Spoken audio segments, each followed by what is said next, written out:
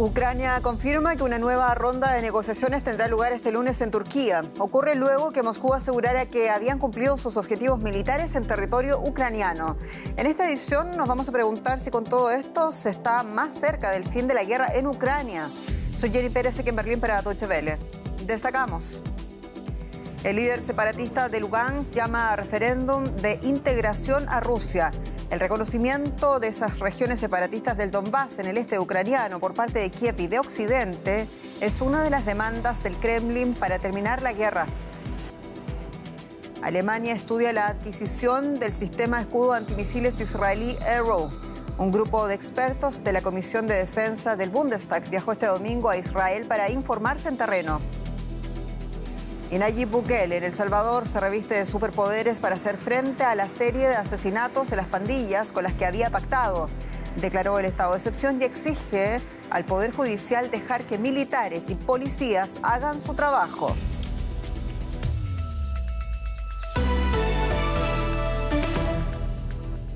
Ucrania y Rusia retomarán este lunes en Turquía las negociaciones cara a cara para tratar de alcanzar un alto el fuego. Mientras continúan los asedios rusos a varias ciudades ucranianas, incluida Mariupol. Este sábado Rusia atacó con misiles Leópolis, la ciudad más importante del oeste de Ucrania. Lo hizo solo un día después de anunciar una nueva fase de la guerra en la que Moscú dice querer centrar sus esfuerzos en la región del Donbass, en el este del país. Y el anuncio de un nuevo diálogo se conoce el mismo día en que el presidente Volodymyr Zelensky, ante medios rusos, abordó la cuestión de la neutralidad de su país como elemento central de las negociaciones con Rusia. Escuchemos.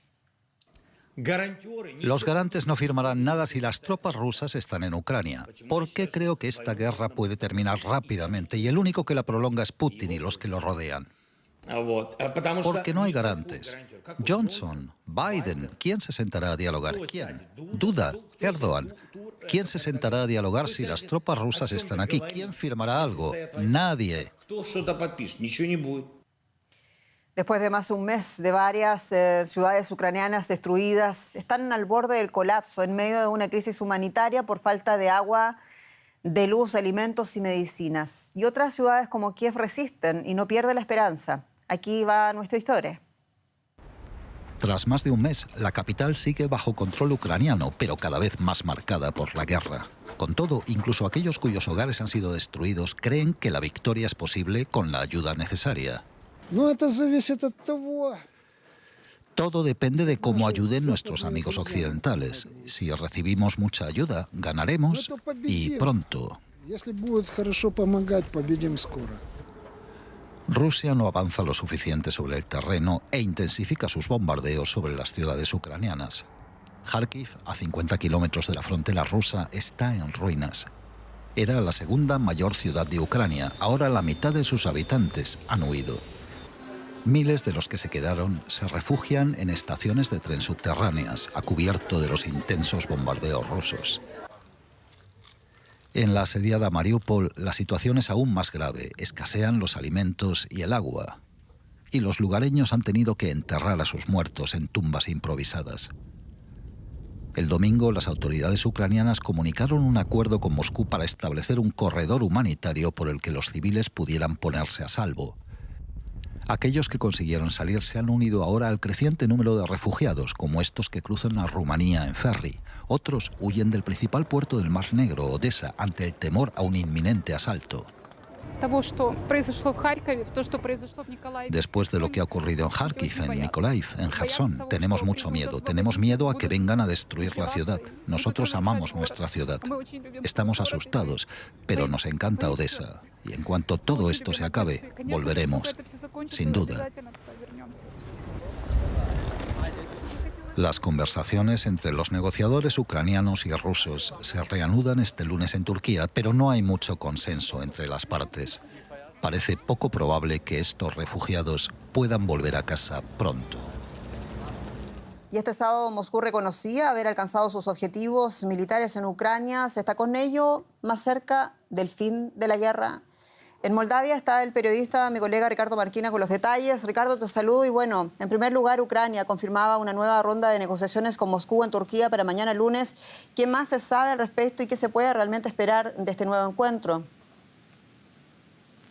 Hola, saludos desde Chisinau. Bueno, pues sabemos muy poco, apenas lo que habéis dicho, que hay una reunión programada para mañana y que se llevará a cabo a lo largo del día. ¿Qué podemos esperar? Pues si miramos los antecedentes, no mucho. El anterior encuentro entre los ministros de Exteriores de ambos países en Turquía fue en la ciudad de Antalya fue un auténtico fracaso, un desastre, me atrevería a decir, porque no solo no salió nada positivo, sino que el ambiente que se vio y las caras largas de aquella reunión reflejaban que las negociaciones no solo no habían ido bien, sino que habían ido seguramente a peor. Es verdad que el escenario de hoy es diferente. Rusia parece que tiene ya varios de los objetivos militares cumplidos.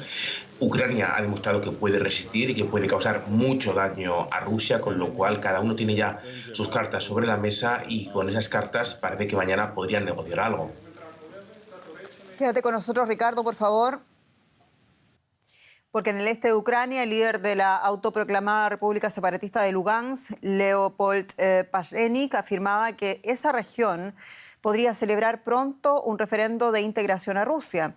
La invasión rusa en Ucrania comenzó solo 3 días después, recordemos, de que el presidente Vladimir Putin reconociera la independencia de las autoproclamadas repúblicas de Lugansk y Donetsk.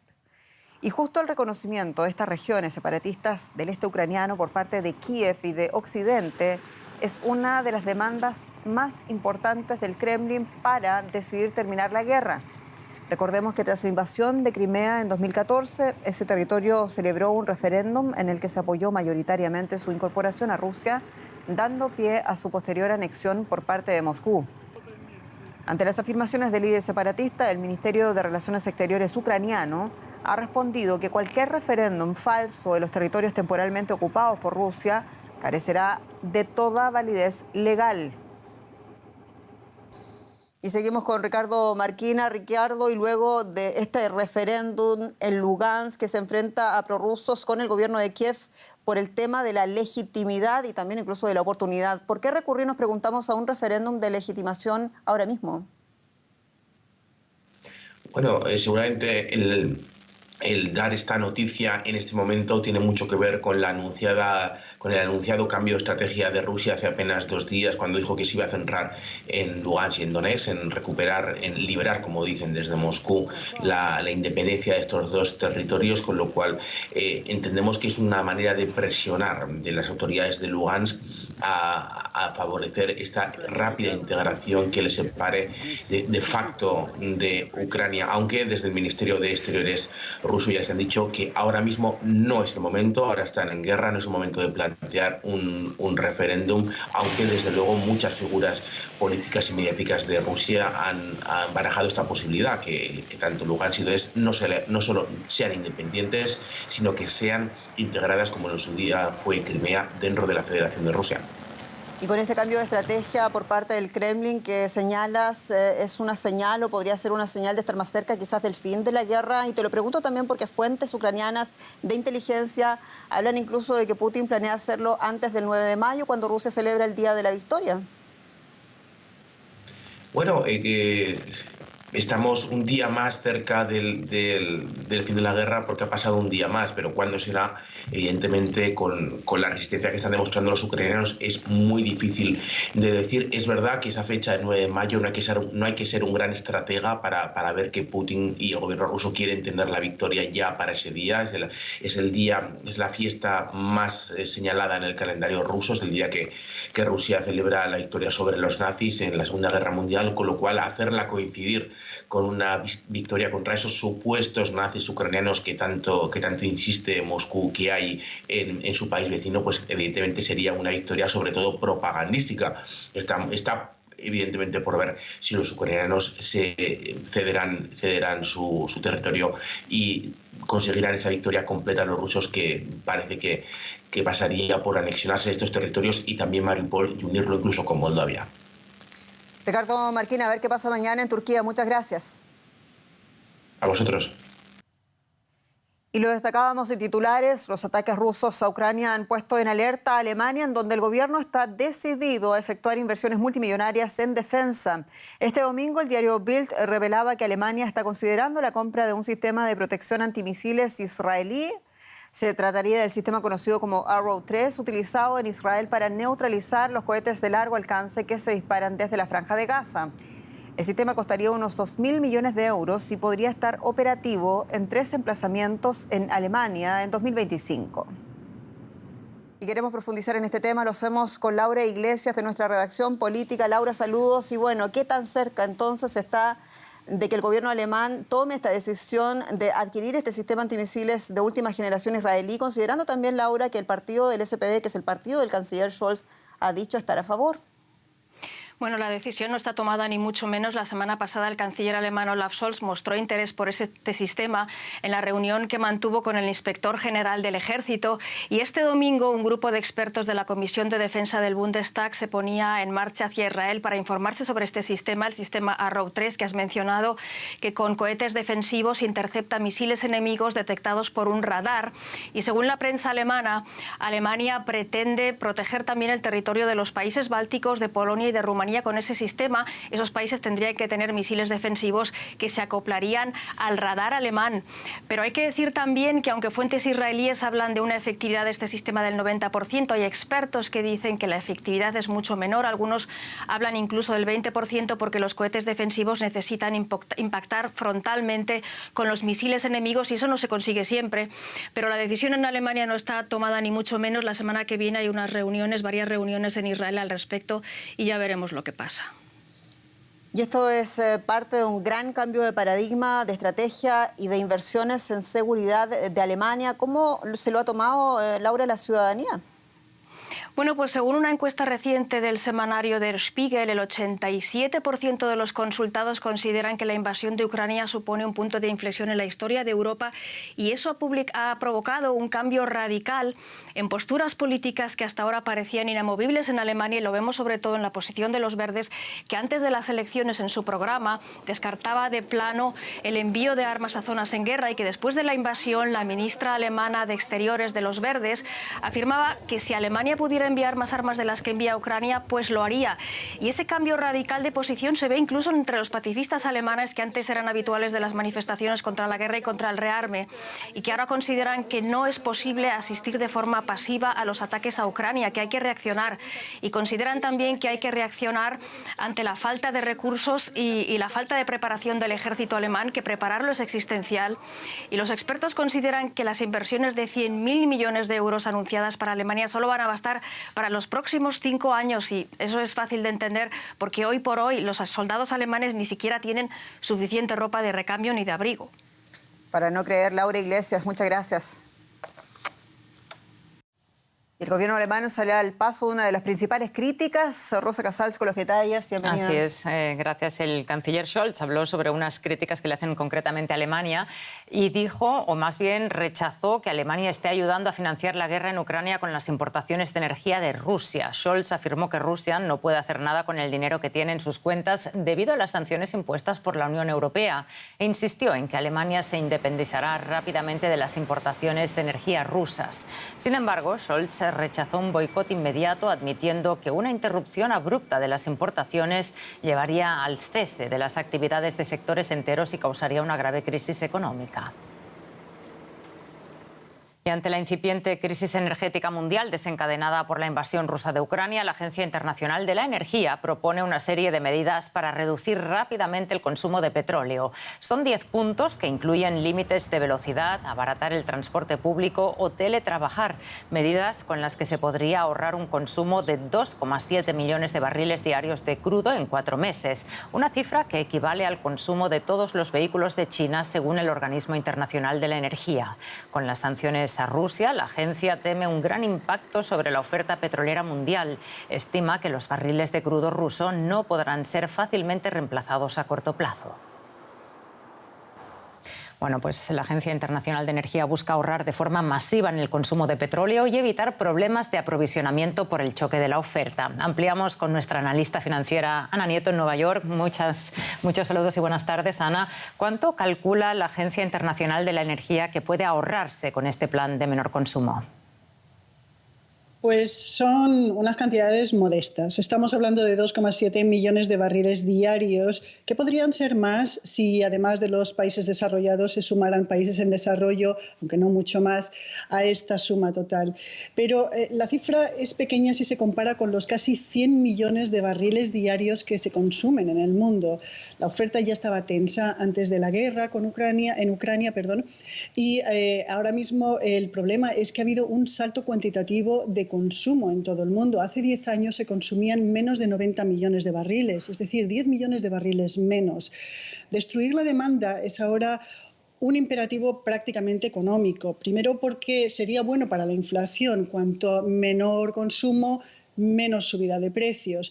Y en segundo lugar porque además es un primer paso a la hora de tener un estilo de vida más sostenible en un planeta que se está calentando. El planeta está siendo acosado por el calentamiento global. Lo que pide la AIE no es nada distinto a lo que pidió en los años 70 los gobiernos a sus poblaciones, que era una política de conservación de la energía. Dado el consumo, puede, no obstante, que esto no sea una cuestión temporal, sino que sea algo que tengamos que hacer como un estilo de vida. Bueno, y la pregunta es también, Ana, si esto que pide la AIE es políticamente viable y, en cualquier caso, ¿por qué no se está haciendo más énfasis en ello? Bueno, curiosamente todos los gobiernos del mundo están poniendo en marcha medidas para que se mantenga la demanda, no para destruir la demanda, con subsidios, con recortes fiscales, con ayudas para los conductores, para los camioneros. Pero la AIE cree que estas medidas deben estar. No está en contra de ellas. Se tiene que ayudar a una población que no puede permitirse estos precios o que no puede ahorrar el consumo. La agencia, no obstante, dice e insiste en que estas ayudas tienen que ser muy concretas para las personas o los medios que las necesiten y además tienen que tener un carácter temporal. Sin embargo, lo que está ocurriendo, y por ejemplo en Estados Unidos es muy claro, lo que se está haciendo es otra cosa muy contraria. Por ejemplo, en California, el gobierno está promoviendo unas ayudas de $400 por persona y por coche, con un máximo de 2 coches por familia, para llenar los tanques de la gasolina. Y esos $400 irían tanto a las personas que conducen un Toyota Camry como los que conducen un Ferrari. Es decir, que no están concretadas con los niveles de ingresos de las familias. En esa política se van a gastar 9.000 millones de dólares. Además, hay otros 1.000 millones de dólares con rebajas fiscales para el uso de combustibles. En las medidas que aplaudiría la Agencia Internacional de la Energía, que es decir, por ejemplo, que es dar transporte público gratuito, solamente se van a gastar 750 millones y durante 3 meses. Lo cierto es que estas políticas no son del agrado del público, que ya se está apretando el cinturón por la inflación. Y ahora mismo estamos viendo cómo la popularidad de algunos políticos, incluida la de Joe Biden, no hace más que caerse. Muchísimas gracias, Ana, por este análisis. Un saludo y hasta otra ocasión. Gracias a ti. Y vamos ya con otras noticias internacionales, Jenny. Es así, Rosa. Ola de reacciones tras ese estado de excepción declarado a pedido del presidente de El Salvador. En breve detallamos esta noticia.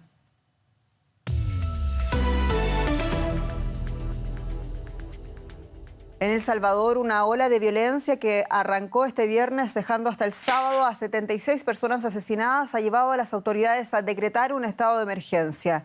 Tras sancionar la medida y publicarla en el diario oficial del país, el presidente Nayib Bukele aseguró que las medidas serán tomadas por las instituciones pertinentes solo cuando sea necesario. La gravedad de la situación de violencia desnuda, según algunos sectores críticos al gobierno, el fracaso de Bukele en el combate contra las pandillas, que en ese país ya cuentan con alrededor de unos 70.000 miembros. Jornadas de violencia estremecedoras. Entre el viernes y el sábado, 76 personas fueron asesinadas en distintos puntos de El Salvador. Solo el sábado fueron 62. La jornada más sangrienta en el país en su historia reciente en tiempos de paz. La Asamblea Legislativa se vio urgida por el presidente Nayib Bukele a tomar medidas. Con 13 diputados ausentes, 0 votos en contra, 4 abstenciones y 67 votos a favor, queda aprobado el proyecto de decreto que contiene régimen de excepción. El estado de excepción estará vigente por 30 días y pone en suspenso derechos como el de libre asociación, la inviolabilidad de la correspondencia y telecomunicaciones y el derecho de defensa. Las autoridades atribuyen la ola de violencia de los últimos días a las pandillas y detuvieron ya a decenas de miembros de la Mara Salvatrucha. Según los reportes de prensa, algunas de las víctimas parecerían haber sido escogidas al azar, pues fueron asesinadas mientras trabajaban en la vía pública. Panaderos, vendedores de fruta, clientes de negocios. Expertos en seguridad presumen que las pandillas intentan así mostrar su poderío y capacidad de operar, poniendo en jaque a las autoridades. Mientras tanto, el gobierno ha reiterado que esto demuestra que no existen negociaciones secretas entre el Ejecutivo y los pandilleros, tal como diversos sectores e incluso el Departamento del Tesoro estadounidense han señalado en diversas ocasiones. Los ciudadanos, por su parte, esperan que las medidas temporales impuestas por el Estado no resulten violando otros de sus derechos constitucionales. En Perú, el presidente Pedro Castillo afronta la siguiente grave crisis que le podría sacar del poder apenas 8 meses tras comenzar su mandato. El Congreso vota este lunes sobre la posible destitución de Castillo a través de la llamada y controversial moción de vacancia. La vacancia se ha convertido en el símbolo de la inestabilidad política peruana, es reconocida en la Constitución del país. Es el segundo intento de vacancia en pocos meses, que se debe en buena parte, dicen, a los numerosos errores del presidente, pero también el reflejo de una crisis sistémica en el país. Pedro Castillo nuevamente contra las cuerdas. En 8 meses de gestión, el presidente del Perú afronta un segundo proceso de destitución impulsado por la oposición mayoritaria del Congreso.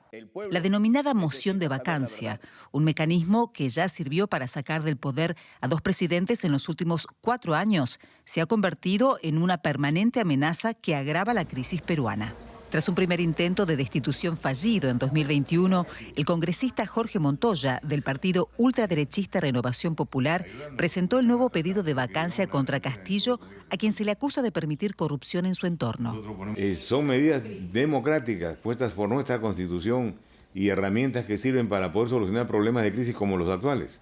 En el actual es un problema donde el que gobierna no entiende que está haciéndolo mal, pésimo. Montoya estima que el pedido de destitución contará con el apoyo necesario para ser aprobado, 87 de los 130 votos del Congreso. También asegura que la medida es necesaria para mantener la democracia y devolver la estabilidad al país. Él dice que no es comunista, sin embargo todos piensan que es comunista. Él dice que no va a tocar la constituyente, pero sin embargo su partido dice que sí lo va a hacer, ¿no? Con un nuevo gobierno se pondrían las reglas claras, ¿no? Mucho más claras que las actuales. Y no nos tomaría mucho tiempo, toma el tiempo lo que cambia un gabinete, se va y al día siguiente está puesto el nuevo. Castillo, quien es investigado en forma preliminar por la Fiscalía, deberá asistir el lunes al Congreso para defenderse contra las acusaciones. Tras ello, los parlamentarios debatirán y votarán la posible salida del profesor rural de 52 años. La ciudadanía conoce la postura obstruccionista del Congreso. Sin embargo, Castillo alcanza una desaprobación de un 66%, según una encuesta de la firma Ipsos, y el descontento contra su gobierno es evidente. Pero ahora, como el gobierno se encuentra un poco débil, todo el mundo empieza a atacarlo. Todo el mundo empieza a crear esa palabrita que se llama vacancia. Depende del Congreso. Depende que si lo destituye o no lo destituye, eso nada que ver con nosotros ya. Este presidente no ha hecho nada por el país, no ha hecho nada por mejorar, o sea, solamente promesas incumplidas. Y este país necesita buenos gobernantes, basta de corrupción, basta de mentiras, basta de engaños. Queremos cualquier gobernante que entre, que mejore nuestro país, que lo saque adelante. Para analistas como Anaí Durán, exministra del gobierno de Castillo, el Congreso banaliza la figura de la destitución presidencial y sus intenciones no responden a las demandas de la ciudadanía. Yo creo que aquí se trata de un grupo que no se resigna a perder el poder, no se resigna con los resultados electorales, no se resigna ahora, y vamos a ver hasta dónde les dura este afán golpista, ¿no? Durán reconoce que el Ejecutivo tiene errores por resolver que contribuyen a la crisis, pero cree que la solución no pasa por una salida extrema como la destitución. Creo que estamos en un momento de afrontar esta crisis sistémica con salidas más de fondo, con un nuevo pacto social que nos permita ver qué tipo de Estado tenemos, ¿no? Qué tipo de sociedad, qué tipo de mercado, si queremos un régimen parlamentarista donde los parlamentarios, como en otros países del mundo, puedan sacar y poner presidente. Si Castillo es destituido, le corresponde a la vicepresidenta Dina Boluarte asumir el poder. Pero no se descarta que ella afronte también un proceso de destitución en el corto plazo y que el país continúe así con el círculo vicioso de la pugna política. En otras noticias, el secretario de Estado de los Estados Unidos, Antony Blinken, se reúne con sus homólogos de Israel y 4 países árabes para discutir la reactivación de un acuerdo de 2015 con el fin de limitar el programa nuclear de Irán. Blinken quiere asegurar a Israel y a sus aliados del Golfo que Washington está comprometido con su seguridad antes de la posible renovación del acuerdo. Israel y sus aliados se oponen al mismo, temen que no impida que Irán adquiera armas nucleares. Más noticias internacionales en el siguiente resumen. Nuevas protestas en Afganistán por la decisión de los talibanes de mantener cerradas las escuelas para las niñas de secundaria. Esto pese a sus promesas de apertura. El gobierno afirmó en un primer momento que impidió la vuelta de las adolescentes para adaptar su educación a la ley islámica o sharia. Sin embargo, tras el parón de invierno, no han incluido a las adolescentes de secundaria en la enseñanza. En Alemania, el partido del canciller Olaf Scholz obtuvo una victoria en los comicios regionales del Saare. Se trata del primer test electoral desde que Scholz se convirtió en canciller en agosto pasado. Según los sondeos a pie de urna, el SPD, el Partido Socialdemócrata Alemán, obtendría el 43% de los votos, por delante incluso de los democristianos de la CDU, que llevan más de 20 años en el poder en ese estado. Ha sido recuperada la segunda caja negra del avión de pasajeros de China Eastern Airlines que se estrelló el lunes. Los investigadores esperan ahora poder determinar las causas del accidente del Boeing 737 en el que murieron los 132 pasajeros y tripulantes. Las autoridades colombianas confirmaron la presencia de 10 sustancias estupefacientes y alucinógenas en el cuerpo de Taylor Hawkins tras los primeros análisis toxicológicos. El baterista de los Foo Fighters fue encontrado muerto en su habitación del hotel en Bogotá el viernes pasado. Hawkins tenía 50 años de edad, durante 25 años fue miembro de la banda. Y así nos despedimos. Muchas gracias por su confianza y por su sintonía. Somos Deutsche Welle en directo para ustedes desde Berlín. Hasta pronto.